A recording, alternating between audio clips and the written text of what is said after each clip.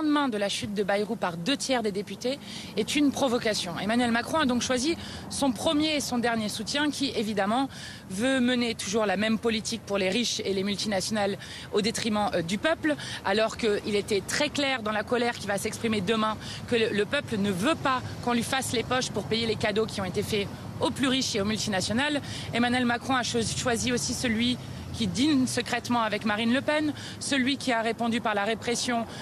au peuple guadeloupéen qui était en lutte, notamment en envoyant le GIGN et les RAID. Et c'est aussi celui qui, par exemple, au moment du mariage pour tous, disait qu'il était exaspéré par le communautarisme gay, je cite les paroles qu'il disait à l'époque. Donc évidemment, la seule solution reste le départ d'Emmanuel Macron et il faut que le mouvement du 10 septembre prenne une toute autre ampleur et qu'il grandisse encore pour que le peuple réponde à ce nouveau mépris qui est fait à la souveraineté populaire.